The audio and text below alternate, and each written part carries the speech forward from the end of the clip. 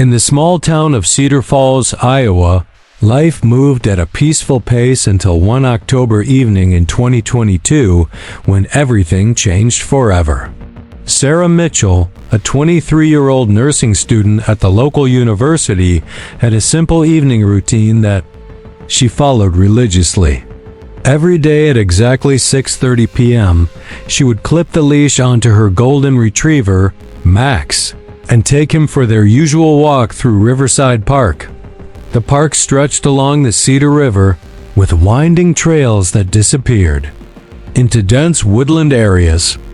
It was Sarah's favorite time of day, a moment of peace before diving into her demanding studies. But on October 15, 2022, Sarah and Max never returned home. Sarah's roommate, Jessica, became concerned when she didn't return by 8 p.m. Sarah was never late, especially not without calling. By 9 p.m., Jessica was calling everyone they knew, and by 10 p.m., she was on the phone with the police.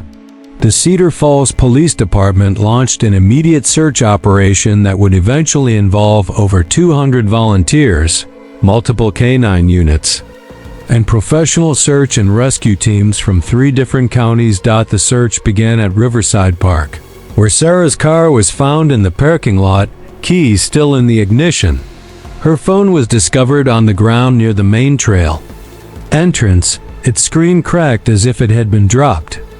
The battery was completely drained, but investigators were able to determine that her last activity was at 6:47 p.m. when she had taken a photo of Max near the old wooden bridge that crossed a small creek. This photo would become the last known evidence of Sarah alive. Detective Maria Rodriguez, who led the investigation, described the scene as puzzling from the very beginning. There were no signs of struggle, no obvious evidence of foul play, and no witnesses who remembered seeing Sarah or Max that evening. The weather conditions were perfect for an evening walk, with clear skies and temperatures in the mid-60s. Everything suggested a routine outing that had somehow gone terribly wrong. The search teams combed through hundreds of acres of woodland, following every trail, checking every possible location where someone might take shelter or where an accident might have occurred. They dragged the Cedar River and its tributaries, searched abandoned buildings in the area, and followed up on dozens of tips from the public. Volunteers posted flyers throughout the community, and Sarah's story was featured on local news stations and social media platforms. As days turned into weeks, the case began to take on the characteristics that investigators dreaded most in missing person cases. Despite extensive efforts, absolutely no trace of Sarah or Max could be found. It was as if they had simply vanished into thin air. The lack of any evidence, any trail to follow, or any witnesses made the case increasingly difficult to pursue. Search operations were scaled back after the first month. Though the investigation remained active, Sarah's family refused to give up hope. Her parents, David and Linda Mitchell, relocated temporarily to Cedar Falls to coordinate continuing search efforts. They organized weekly volunteer searches, maintained a social media presence to keep Sarah's story in the public eye, and worked with private investigators to explore every possible angle. They appeared on national missing person programs and worked with organizations that specialize in long-term missing person cases. The community of Cedar Falls rallied around the Mitchell family in ways that restored faith in human kindness. Local businesses donated resources for search efforts, restaurants provided free meals for volunteers, and hundreds of people gave up their weekends to comb through the wilderness areas surrounding the town. Prayer vigils were held monthly, and Sarah's story became a symbol of the community's refusal to forget one of their own. As winter approached, the harsh Iowa weather made search efforts increasingly difficult and dangerous. Snow covered the ground, making any potential evidence impossible to detect. The extreme cold posed risks to volunteers, and many search areas became inaccessible. The official search operations were suspended until spring, though private efforts continued whenever weather conditions permitted. The spring of 2023 brought renewed hope and intensive search efforts. As the snow melted and vegetation began to grow, new areas became accessible to search teams. Volunteers returned in large numbers, determined to find answers that had eluded them for months. Technology also began to play a larger role in the search efforts, with volunteers using metal detectors, ground-penetrating radar, and even amateur drone operations to survey difficult terrain. It was during this period that local hunter and drone enthusiast Jake Thompson decided to contribute his skills to the search effort. Jake had been following Sarah's case closely and was frustrated by the lack of progress.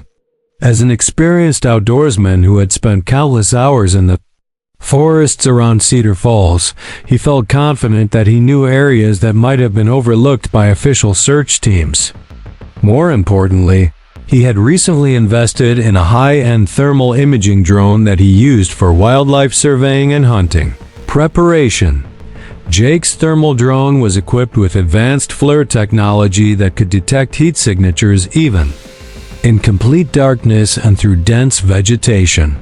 The device could identify temperature differences as small as a few degrees, making it capable of detecting both living beings and recently deceased remains. This technology had proven invaluable in search and rescue operations across the country, but it had never been deployed in Sarah's case due to budget constraints and the rural nature of the search area. In September 2023, nearly a year after Sarah's disappearance, Jake decided to conduct his own systematic search of the area using his thermal drone.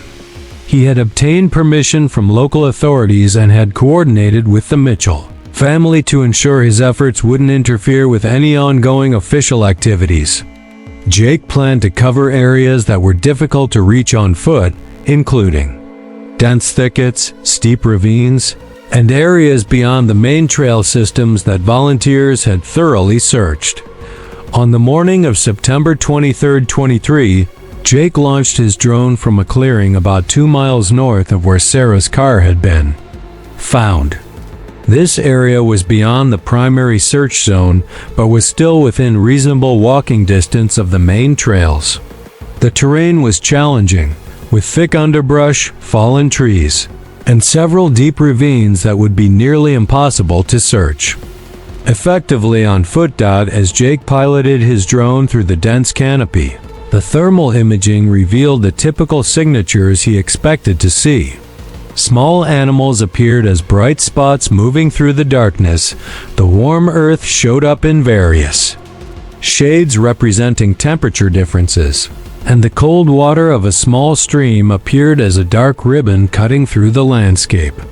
For the first 2 hours of searching, nothing seemed out of the ordinary, but at approximately 10:30 a.m., Jake's drone captured something that made his heart race.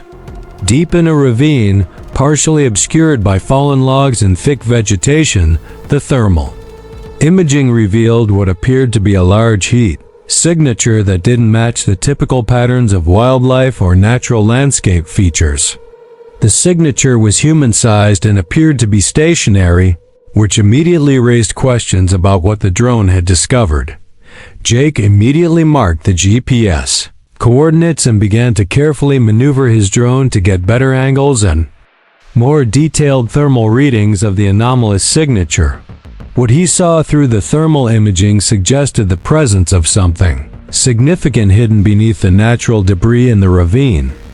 The heat signature was consistent with what investigators would expect to find at a discovery site, even after an extended period of time. Understanding the potential significance of his discovery, Jake immediately contacted Detective Rodriguez and provided her with the exact GPS coordinates of the thermal signature.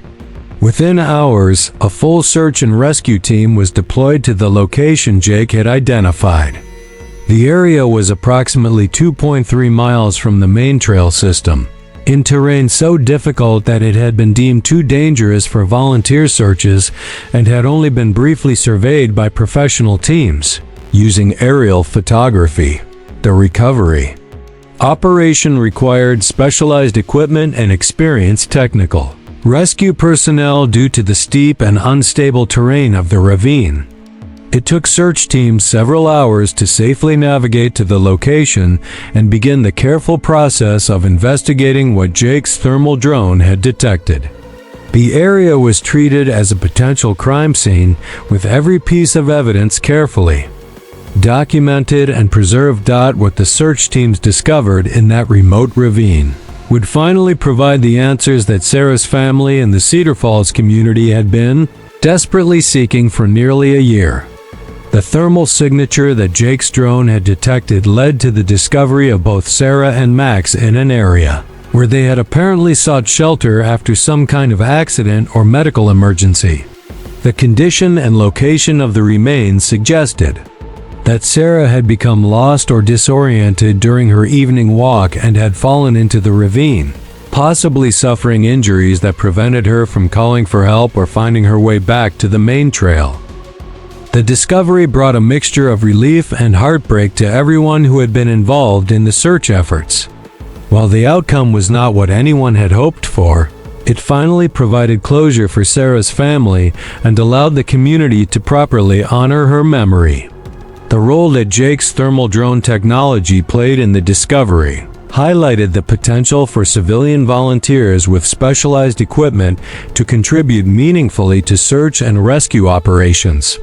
Detective Rodriguez praised Jake's dedication and the technology that made the discovery possible, noting that traditional search methods had been unable to locate Sarah despite extensive efforts by hundreds of trained professionals and volunteers.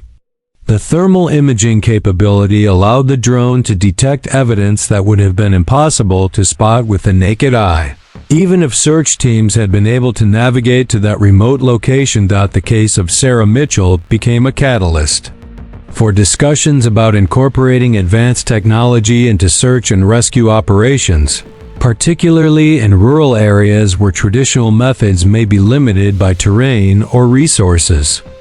Jake's volunteer contribution demonstrated how civilian drone operators with specialized equipment could complement professional search efforts and potentially save lives in future cases. Sarah's family established a foundation in her memory that provides thermal imaging drones and training to search and rescue organizations across the Midwest. They wanted to ensure that other families facing similar tragedies would have access to the technology that finally brought their daughter home. The foundation has since contributed to the successful resolution of multiple missing person cases, proving that Sarah's legacy continues to help others, even after her death. The story of how a hunter's thermal drone finally solved the mystery of Sarah Mitchell's disappearance serves as a powerful reminder of the importance of never giving up, hope, and the incredible potential of technology to provide answers when traditional methods fall short. It also highlights the strength of communities that refuse to forget their missing members and the dedication of volunteers who donate their time, skills, and resources to help bring families closure in their darkest hours.